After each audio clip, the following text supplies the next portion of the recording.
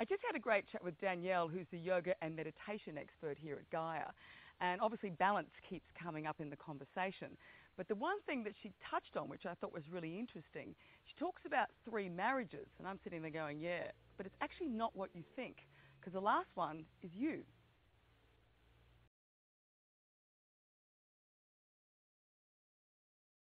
And we actually worked together years ago, which I think is really funny. We did. This is like back in the 80s, I think, or early 90s. Yeah. So I won't go how old you were there, but when did you actually take up yoga? I was a bit of a late bloomer. I started yoga at 40, and before that I really didn't consider, about stretching and strengthening and breathing and just tapping into myself.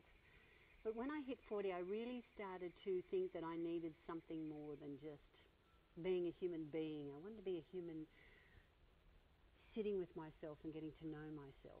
And I had friends that were doing yoga, and they had an extra something, an awareness that I thought, I want what she's got.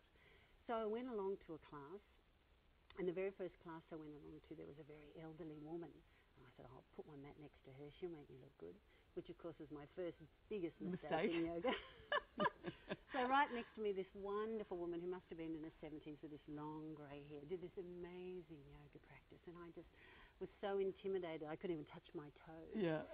And I realised that as I moved through the class, that you can actually get better with age. You can turn it back, not just on a physical level, but on all levels. And she had a straight spine and a clear eye, and she left the room at the end of the class, and I never saw her again, and she changed my life. Here I am 15 years later, so you can do the sums there. Yeah. And I've been teaching yoga for about 10 years now. It's interesting that you sort of get to the age when you're 40, which I think is what happens with a lot of us. We go, well, there's something missing in my life. So did you feel like your life was a bit out of whack at that particular point? There was a longing for something more. I was working and I had friends and relationships. There was all of that. But there was a depth or something that I went, and I saw it in other people, and I just wanted to tap into that. And through yoga and then my teaching and my discovery of that, it completely changed my life. I'm a very different person than when I started. Hopefully a better person. I'm sure. And I feel a better person, on every level. So how do you find balance for you now? I think balance is a balance for everyone, really. It's like you have 3 marriages in your life. You have your family, and your friends, and that is a huge body of work. You give them a lot of time and energy and love and pain and loss and laughter. And then you have your work, and that's another marriage. Huge amount. And if you look back through the years, it's a lot of time and energy that you put into it. But then you also have the longest marriage in your life, from the very first cell, is with yourself. With yourself, yeah. Yes. Yeah. And we often forget about that marriage. Always forget about it. Yeah, because the other 2 call on us, and we, in particular women, and we're very caring, and so we leave the self and we look after the others, and then you're out of balance, because it's like there's 3 scales, and they need to be that. And when one is like this, then this one is suffering. Yeah.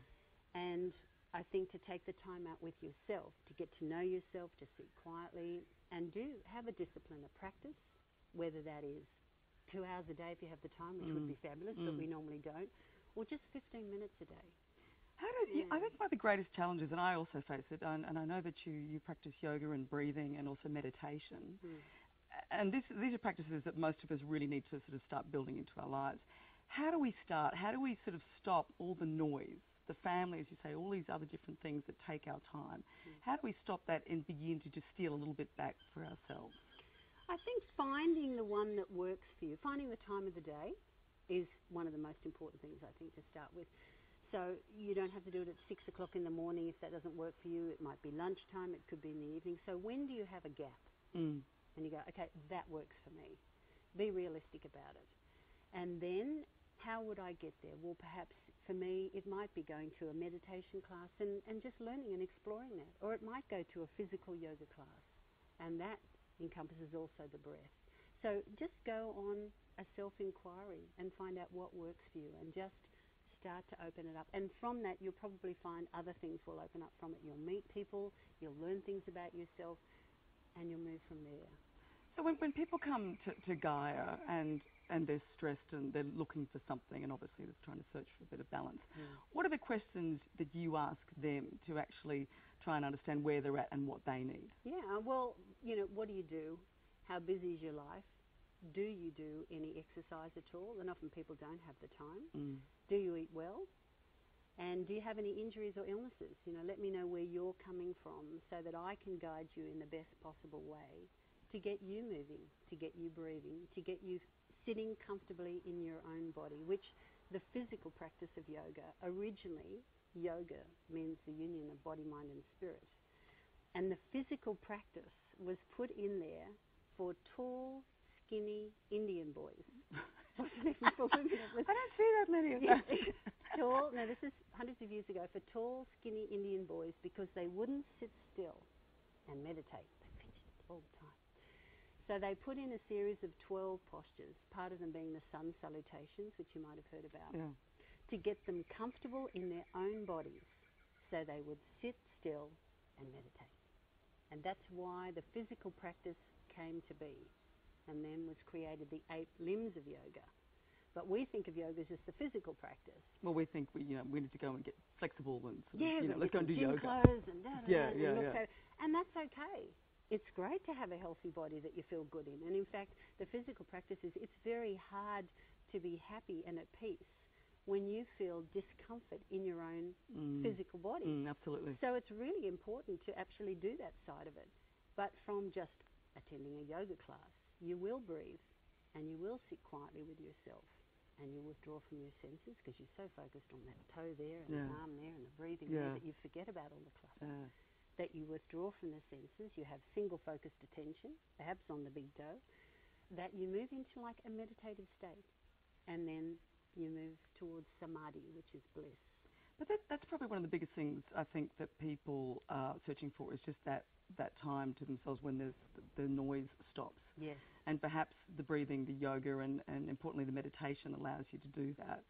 I find it really hard. I've had people say to me for years, different people and naturopaths and people that I go to see, that, you really should find time to meditate. I'm like, well, who's got the time to meditate? That's when you need to do it, though. It's such a stupid thing to say. When you're on holiday, you don't need to do that. It's when the life is people say to me, I haven't got time to do yoga. No, that's right. And I go, that's when you need to do yoga. Yeah. And that's when I say to them, okay, don't say, I've got to get to a 2-hour yoga class and it's 50 kilometres away. Because you don't want to make it too hard on yourself, Don't make it Mount Everest. Make it a small step. And so it is that 15 minutes. And I give them a little practice, 15 minutes of just some sun salutation, the cardiovascular. Then what part of the body do we need to open up? Is it the shoulders? Is it the hips? And then lie in a twist. Open up the body and breathe. And just that. And just move from there. Lollipop steps. Right. I like that. Because there's different types of meditation. I mean, there's ones that you think of a candle. I think I can't think of a candle because I think of all the candles at home and I've got to cut the whisks and I've got to do all this sort of stuff. Into a story. And it's like ridiculous. It becomes a stressful situation. It does. We don't want that. Yeah. There's visualization and sort of guided meditation, but probably are they better because you actually allow someone to go on a journey? Yeah. There is a number of different kinds. You can use music. You can use a mantra, which is what I use, and so you just say a repetitive word or set of words, which you never tell anyone your mantra. You can use the candle principle if it doesn't stress you out, or you can have a teacher or a CD that just guides you through lying there and walking maybe down a beautiful path. And then there are birds in the trees, and you sit by a lake, and it just takes you to... And you could be in the middle of the city in a big building with all stuff going around, but it takes you to a really peaceful place, and you just sit there. But meditation is really not about getting there, but about when you get there. It's the gaps. It's actually stilling your mind, because even when you're asleep and you're dreaming, the mind is still tick, tick, tick, tick. So what you want to do is get to a point of stillness with your mind, because the mind rarely ever gets to sleep. And then when you've reached that, you can actually spend a lot of time there, and you come out and go, my gosh, that was, and you thought, and it went like that. But when you come out of that, better than having a sleep, your mind is refreshed. You're invigorated, you're energized, and you can really tackle those other things with clarity, with balance, with peace. So when you say lollipop steps, someone could start out with, say, just 5 minutes, just find 5 minutes, and you could slowly build up to, say, 20 or... Because I think also, like I remember that first yoga class that I did, is that I struggled with it. And most people in the physical practice don't come to do it and say, oh my God, I'm so flexible. Look at me. Everybody goes, I can't believe how inflexible and how weak I am, you know. And I go, yeah, but you know, we used to be flexible, and then slowly the stress comes into the physical body and you start to seize up. So even if you struggle with it in the beginning, afterwards you get the, I feel that. I'm feeling good. And then from there perhaps you go, okay, well, maybe 10 minutes tomorrow, next week. And you keep expanding. And that's what I did. You know, I went to a class once a week, and then I was sort of 3 times a week, and then I started doing a bit of a home. And I just wanted more of that feeling, because then that radiates into my other, you know, my aspects work. Of your life. Yeah, absolutely. Gave me focus, balance, just, you know, absolutely. And just on sort of trying to find balance, and I think because of, as you say, the sort of our 3 lives, what happens? We're continually compromising ourselves because of others' needs and wishes. How do you maintain that sense of self all the time and not sort of compromise on your beliefs and your values when you're in relationships and work relationships? How do you find some balance in that? I think that really came into being for me when I hit menopause. Firstly, I couldn't work out why they called it menopause. Was that a man? Because I called it me a pause. Right. And a lot of my yeses that I had in my life, like, you know, can you do this for me? Can you do that for me? And I go, oh, yeah, you know, put down the cross. Yes, off I'd go. Actually, no, I don't have time to do that. I turned it around a bit and created a little bit of a, time. And then a lot of the no's, like, do you want a cup of tea? Would you like a neck and shoulder massage? And you go, oh, no. It's okay, I don't want to bother you. you. I would like a cup of tea, and I'd like a neck and shoulder massage as well. And while you're there, can you know. And I just started to slowly create that time for myself, and I found that was making it better for me, and I was more relaxed, but it was also making my other relationships better as well. And so it was really in that time, 46, 47. I think as you get older, there's that wonderful, you know, wise woman comes into you, and you really start to find those things. Whereas before we run around like a maddie. And then you know, hopefully you start to see those things and implement them. And it really does make a huge difference to your life, as I'm sure you know.